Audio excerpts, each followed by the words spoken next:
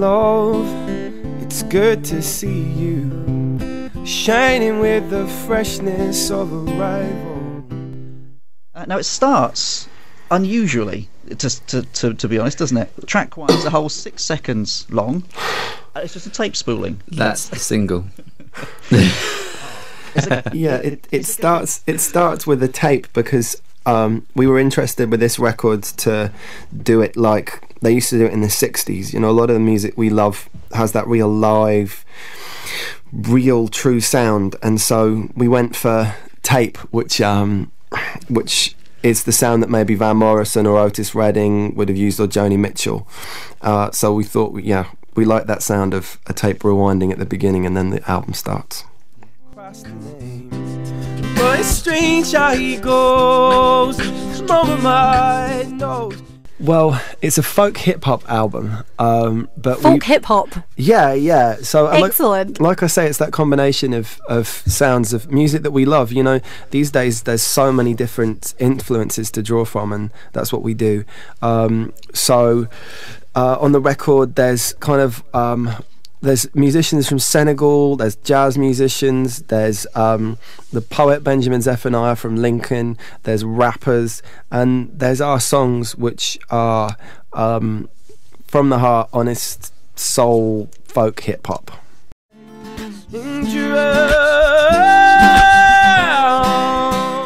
Well, what's interesting about it is that there's so many great acts that we love, like, say, Tom Waits, or Arnie DeFranco. There's lots of people who work on small labels and have made a success out of it. We're not saying that, you know, necessarily big labels are completely evil or something. It's just that we've liked the ability to try and do something different. It is really hard, and every day we're kind of fighting to survive and to do what we do, and for it to, you know, to be sustainable. Yeah, it's still a local business, family and friends making it all happen together, and we've been doing it for about 6 or 7 years like this now, so we've made it so far. 'Cause I know I need you, and I know you need me too. We started out like most bands, and we wanted to be as big as U2 and do that kind of thing. And then, to be honest, we just wanted to record our first album, and we didn't want to wait for record labels to come round and all of that sort of stuff. So that's how we ended up forming our record label. And then, bit by bit, as we grew bigger, people wanted kind of a slice of what we'd already worked really hard for, so we kind of felt a little bit like, why should we hand over this after putting all this work into it, and we owed it to ourselves and the people who work with us to keep it ours, really. So yeah, and it's a tough old battle. Darling, I've been waiting for you. Touring Europe with Jamie Cullum, that was pretty amazing. Yeah. God, I'd struggle. There's been loads. I mean, yeah, Jamie Cullum's tour stands out. Selling out your first load of gigs was pretty impressive, because we've done so much work, and then all of a sudden there were loads of people there. Being kissed twice by Judy from Richard and Judy was my personal highlight. Well, that's got to be it. That's got Judy to be it. absolutely loved John. We planned to run away together, but I don't know. Oh, would Richard not let you? I think he wanted to come with us. Oh, really come pull out the phone, love. That period, it was amazing. I mean, you get experiences and you just got to take them, you know, and yeah, it was great fun meeting Richard and Judy, playing Top of the Pops, which funny enough shut down after we played it, so I don't know if they're linked, but yeah, we met some amazing people, played music to millions of people. It was great fun. Yeah, lots of new people got to know us because of that song. We'd been touring for about 5 years before that song came out, and so there were a lot of people who knew our other music. But yeah, that song has been the one that's got us known by the most amount of people, for sure. It's written on my, printed on your body. Well, I tend to write most of the music, and Luke writes the words, and it's a really collaborative thing. We stand in a room sometimes staring at each other for 8 hours going, what about this, what about this, what about this, and you go, over the top, and then a song comes out. And then we often write songs before we go on stage. When we toured with Jamie Cullum, it was kind of a challenge to write a new piece of music before each gig, and most of those became songs. Drinking every on from your lips, darling, every on from your hands. Why the double bass? I mean, because in this day and age, it's an unusual instrument to go for, isn't it? Really. It is. I'm reminded of that constantly when I try and get on buses and on tubes with it. It just, I suppose, I mean, I used to play electric guitar and bass and things like that. It's just got its own voice, you know, each instrument is very different. You know, you can do all sorts of different things with it, and I sound very much like me playing it, so it has its own voice. So it's really that, and frankly, it takes so much time to practice and do all those things on it, I don't have time to play anything else, really. We need to make it through, so please walk beside.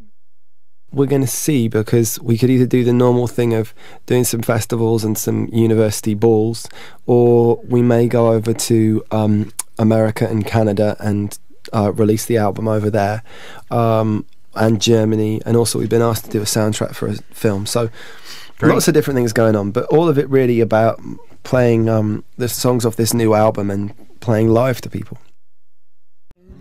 Soul into my body, I'm drinking every on. One of my first questions for you guys was going to be about your name, and I had a route around on the internet, and apparently it's about a girl that one of you fancied. Yep. It's her name, Nizlopi. Beautiful Miss Nizlopi. Really? It was amazing that her first name was actually beautiful. Really? Yep. And her middle name, Miss. I heard a joke the other day. What's the similarity between Attila the Hun and Winnie the Pooh? Go on. They both got the same middle name. That's good. I like that.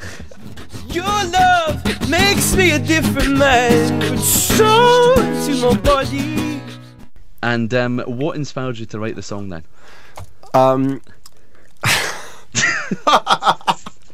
You don't know, do you? John's giggling away. Actually, I'm just gonna. Michael Jackson's just come into the studio. I'm gonna hand you over to Michael, and he's gonna explain. Okay, just one second. Just 1 second. Brilliant. Here you go, Michael. Say hello. Hello.